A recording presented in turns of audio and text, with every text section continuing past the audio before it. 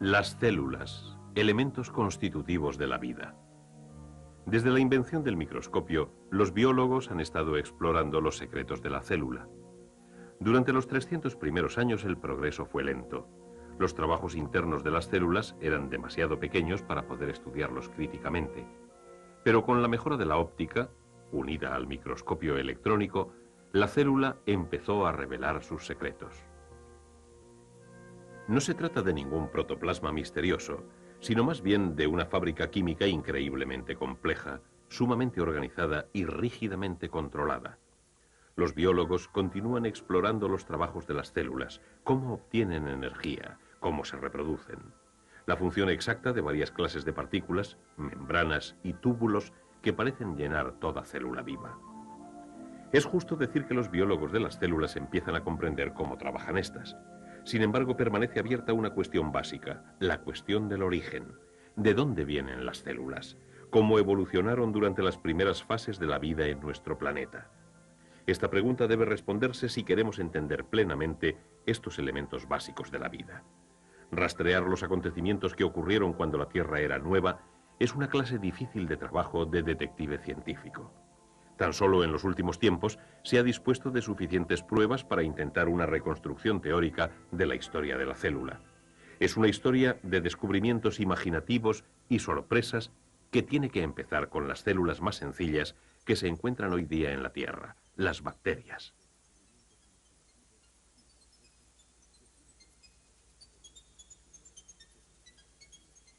Al explorar estos organismos increíblemente pequeños, el microscopio electrónico ha revelado un hecho sorprendente. La célula bacteriana es básicamente distinta de las células vegetales y animales. No solo es cientos de veces más pequeña, sino que es una célula sin núcleo. El término procariota se ha aplicado a las bacterias y otras formas de vida que carecen de núcleos. Aquí, pro significa antes y cariota significa núcleo, lo que implica que procariotas son células primitivas sencillas de tipo antiguo. A finales de la década de 1970, los científicos que trabajaban con muestras de rocas de Australia descubrieron pruebas de vida sumamente temprana en nuestro planeta. Fósiles de células parecidas a bacterias en rocas de 3.500 millones de años.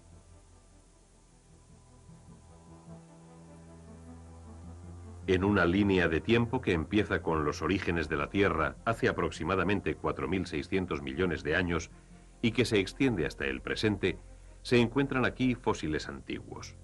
Estas primeras formas de vida conocidas eran de estructura semejante a ciertas bacterias que se encuentran hoy vivas en fuentes calientes. Una fuente caliente es una cápsula de tiempo, un entorno que probablemente no ha cambiado mucho a lo largo de vastos espacios de tiempo, y es un medio completamente dominado por procariotas. Las procariotas vivas dan a los biólogos una idea de cómo han realizado las células primitivas sus funciones vitales. Por ejemplo, en estas capas mates viven bacterias que efectúan un tipo primitivo de fotosíntesis, convirtiendo la energía luminosa en energía química para la vida. Pero a diferencia de las plantas verdes, no se libera oxígeno. ¿Retienen estas bacterias de fuentes calientes alguna forma primitiva sencilla de fotosíntesis? Si esta teoría es correcta, las comunidades de vida existentes en la Tierra hace 3.500 millones de años pudieron ser algo parecido a esto. Era una época de espuma amarilla y de diminutas células flotantes.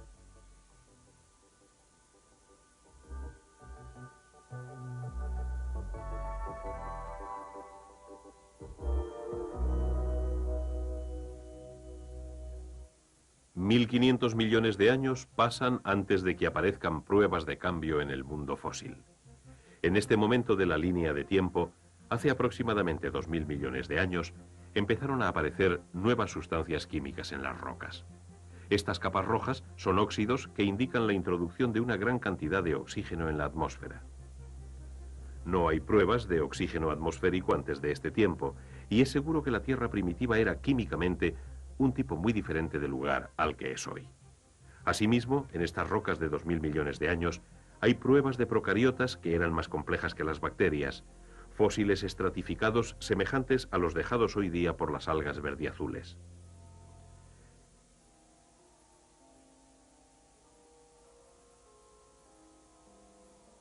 A diferencia de las primitivas procariotas, estas largas cadenas de células verdiazules efectúan fotosíntesis completas, en las que se libera oxígeno como producto de desecho.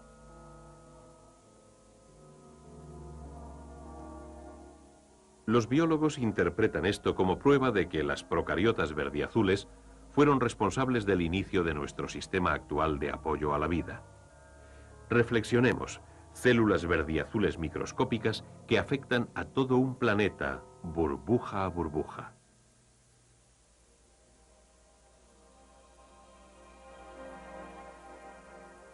El oxígeno producido por las procariotas tiene que haber sido venenoso para los organismos que evolucionaron en el mundo anterior sin oxígeno. Sin embargo, para los que fueron capaces de adaptarse supuso un beneficio considerable, una mejor manera de obtener energía de las moléculas alimenticias que utilizan oxígeno. Cuando una molécula alimenticia se descompone en el interior de una célula, la energía liberada es recogida por una molécula portadora de energía llamada ATP. Sin oxígeno, una célula bacteriana solo produce 2 moléculas ATP por cada molécula de azúcar que rompe. Con oxígeno, la misma cantidad de azúcar produce 18 veces más de ATP. Buena diferencia. Con sus mejoras en la utilización de la energía, las procariotas florecieron. La Tierra se estaba convirtiendo biológicamente en un lugar más interesante. Luego, hace 1000 millones de años aproximadamente, las cosas empezaron a cambiar rápidamente, como se ve en las rocas del fondo del Gran Cañón. Por entonces, empezó un tipo totalmente nuevo de célula que dejó improntas, una célula con núcleo, una eucariota. Hoy día, se encuentran eucariotas de una sola célula en cientos de especies diferentes. Para estudiarlas todas ellas, lo que hay que hacer es recoger un jarro de agua de estanque, añadir unas pizcas de alimento de peces y en unos cuantos días se convierte en una bullente comunidad de células eucarióticas.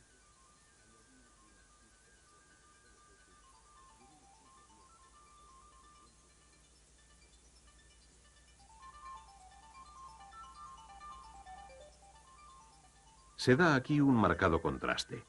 Repleta de estructuras internas, una célula eucariótica es mucho más compleja que las diminutas procariotas que nadan en el cultivo. Las aguas de hace 1000 millones de años eran un laboratorio natural para explorar las posibilidades de esta nueva forma de vida celular.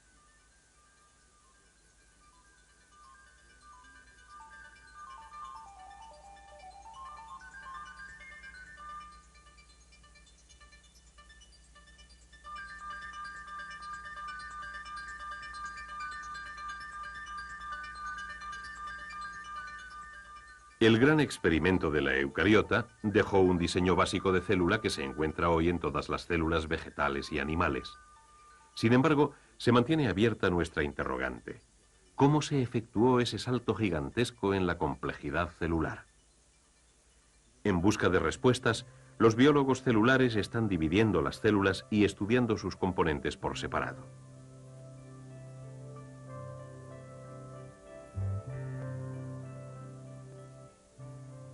Una partícula celular que les permite a los biólogos echar un vistazo en el misterio de la evolución de la eucariota es el cloroplasto.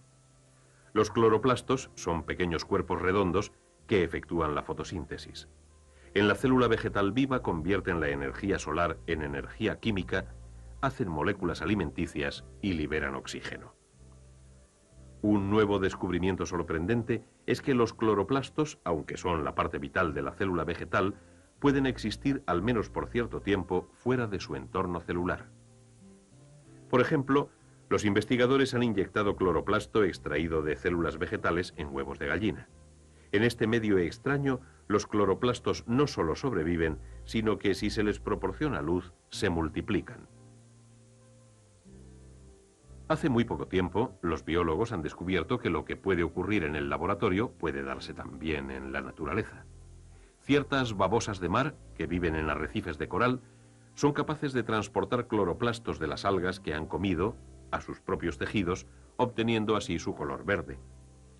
Estos extraños animales han sacado ventaja de la capacidad del cloroplasto para vivir independientemente y se han convertido en granjeros de cloroplasto. El hecho de que los cloroplastos puedan vivir fuera de ellos mismos plantea una cuestión fascinante. ¿Es posible que estos cuerpos, fabricantes de alimento básico, fuesen alguna vez en el pasado organismos independientes? Imaginemos lo que pudo haber ocurrido hace 1000 millones de años. Una célula primitiva nucleada se gana la vida engullendo procariotas verdiazules. Pero ¿qué pasa si sobrevivieron algunas de las células fotosintéticas y continuaron produciendo alimento? Con el tiempo, las dos especies se reparten cada vez más sus funciones. Eventualmente sus vidas se funden en una especie de simbiosis, una experiencia compartida. Hoy día, los biólogos encuentran que muchos organismos unicelulares contienen células verdes más pequeñas. En estas relaciones cooperativas, la célula mayor otorga protección junto con nutrientes necesarios para la fotosíntesis. Las células pequeñas del interior suministran alimento. Esta simbiosis entre la célula anfitriona y su pequeño huésped verde es sorprendentemente parecida a una célula vegetal llena de cloroplastos. ¿Surgieron los cloroplastos de esta manera, como procariotas fotosintéticas? Pero las relaciones simbióticas se pueden romper igual que se pueden establecer. Si la teoría simbiótica es correcta, podremos buscar células nucleadas capaces de vivir sin sus cloroplastos. Las pruebas pueden encontrarse en el charco más cercano que esté cubierto de verdín.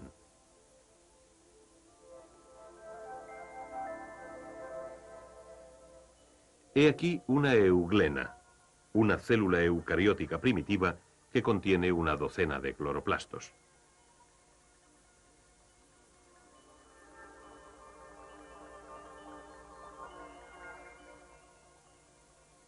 Si se trata un cultivo de euglenas con antibióticos, empezarán a salir euglenoides claros. Estas células han perdido sus cloroplastos, pero si hay comida son capaces de sobrevivir y reproducirse.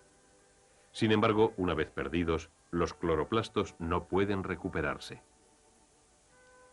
Estos hechos prueban que los cloroplastos, las primeras partículas productoras de alimento de las células vegetales, fueron una vez organismos vivos independientes. La teoría simbiótica ha llevado a la búsqueda de otras antiguas conexiones. La energía, la maravillosa fuerza impulsora de la vida.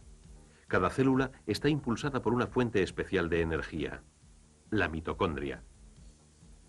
Una célula muscular que trabaja mucho, o un organismo unicelular, contiene muchas mitocondrias.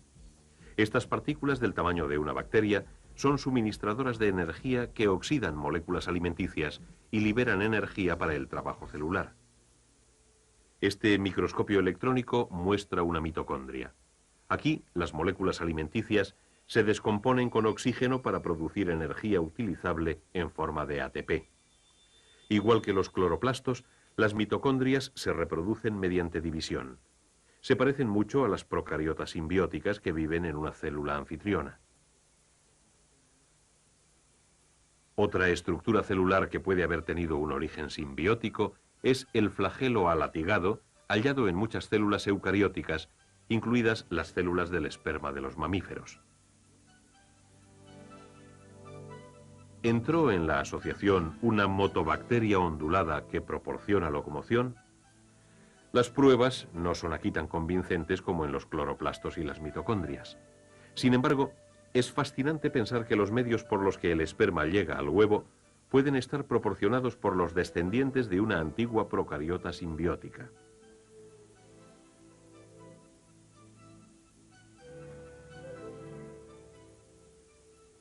La teoría simbiótica ayuda a dar cuenta de uno de los grandes pasos dados en la historia de la vida: los orígenes de las células eucarióticas complejas. Con el desarrollo de la eucariota, tuvo que acelerarse dramáticamente el ritmo lento de la evolución. Las células formaron colonias sencillas, empezaron a comunicarse unas con otras y con el tiempo se convirtieron en organismos multicelulares, los antecesores de las plantas y animales modernos. Y así es como avanza nuestra línea del tiempo hasta el presente, Desde las primitivas células procarióticas de hace 3.500 millones de años hasta las eucariotas de hace 1.000 millones de años. ¿Cuán recientes somos los humanos? Las primeras pruebas de vida humana aparecen aquí hace unos cuantos millones de años. Nuestra propia especie es un desarrollo muy nuevo en la historia de la vida celular, una historia que los biólogos celulares están empezando a entender.